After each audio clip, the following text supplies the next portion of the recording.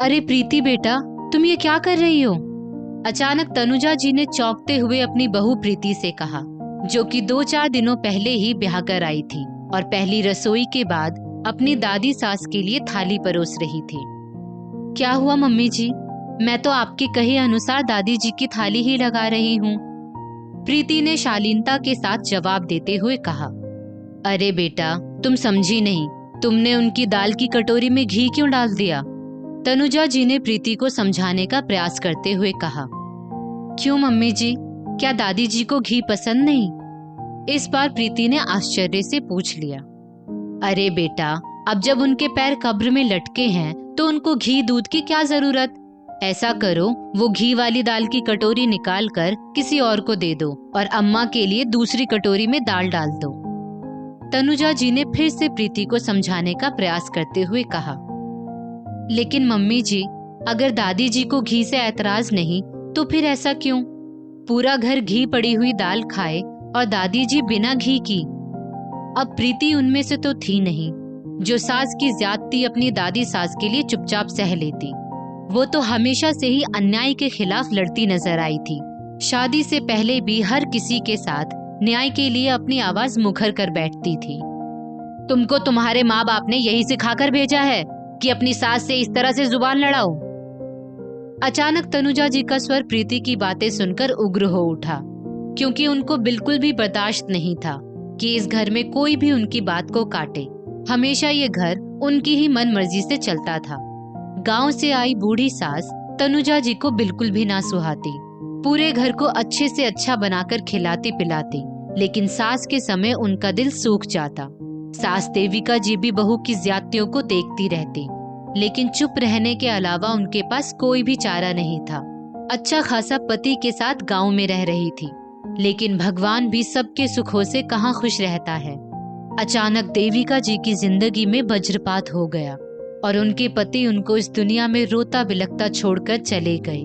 बेटा भरत और बहू तनुजा कुछ दिन रहकर जब वापस जाने लगे तो भरत ने अपनी माँ को साथ ले चलने के लिए कहा, लेकिन तनुजा तो एकदम से नाक बहुत सिकोड़ने लगी।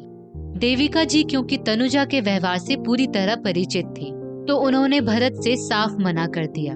लेकिन भरत तो जिद पर ही अड़ गया कि अम्मा, अगर आप हमारे साथ नहीं चलोगी तो मैं नौकरी छोड़ छाड़ कर यहीं पर बस जाऊंगा। अब मरता क्या ना करता। देविका जी को उन लोगों के साथ शहर आना ही पड़ा और तनुजा को भी मजबूरी में उन्हें साथ लाना ही पड़ा। लेकिन तनुजा ना तो उनको रसोई में फटकने देती, न ड्राइंग रूम में बैठने देती और ना ही उनके पास बैठती। बस उनके कमरे में ही रूखा सूखा खाना भिजवा देती और अपने कर्तव्य से इतिश्री कर लेती।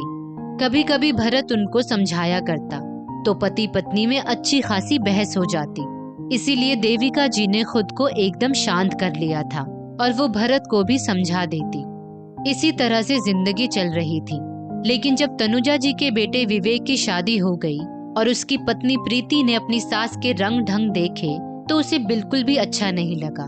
सुबह की ही बात थी, सबने नाश्ते के समय चाय के साथ गर्मा गर्म पकौड़ियाँ खाई, लेकिन देविका जी के लिए सूखे रस्क और चाय भेज दी। भरत जी ने कहा भी उनकी माँ को 2-4 पकौड़ी देने के लिए, लेकिन तनुजा जी ने ये कहते हुए साफ मना कर दिया, अरे भला बुढ़ापे में कहाँ पकौड़ियाँ हजम होंगी। जबकि अपने समय में देविका जी खाने पीने की बेहद शौकीन थी। इस बात पर भी प्रीति को बिल्कुल अच्छा नहीं लगा था। लेकिन इस समय फिर जब सास ने दाल में घी डालने के लिए मना किया तो उसने अपनी सास से साफ साफ बात करने की सोची, क्योंकि उसके मायके में तो उसकी दादी माँ की बहुत अच्छी तरह से देखभाल होती थी और हर बात में उनकी राय भी ली जाती थी।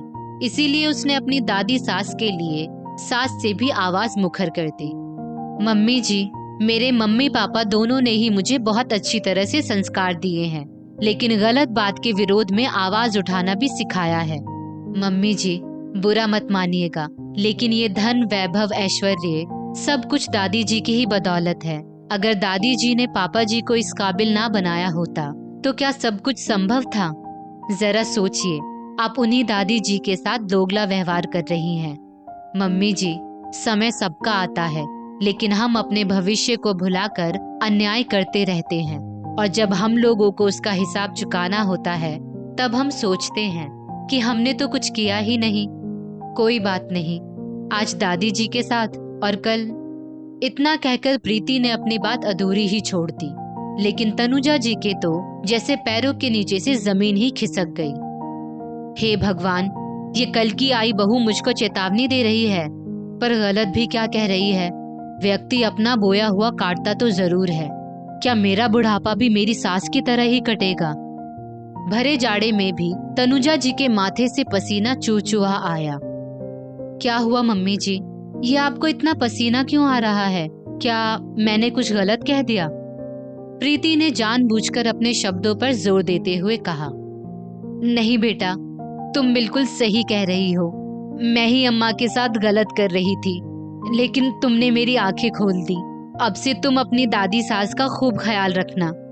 तनुजा जी ने जबरदस्ती मुस्कुराते हुए कहा, और कुछ ही दिनों में देविका जी की हालत पूरी तरह से इस घर में सुधर गई।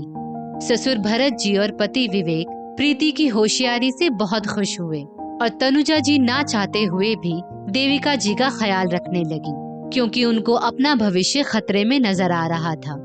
प्रीति ने अपनी दादी सास की जिंदगी में खुशियों के खजाने खोल दिए और देविका जी तो हर समय प्रीति को आशीर्वाद देते हुए नहीं आगाती, और प्रीति भी हर समय अपनी दादी सास की खुशियों को देख देख कर खुश होती रहती। दोस्तों, इस स्टोरी को लेकर आपकी क्या राय है, नीचे कमेंट करके जरूर बताइएगा, और ऐसी ही और भी बेहतरीन वीडियोस के लिए हमारा पेज जरूर फॉलो करें। धन्यवाद।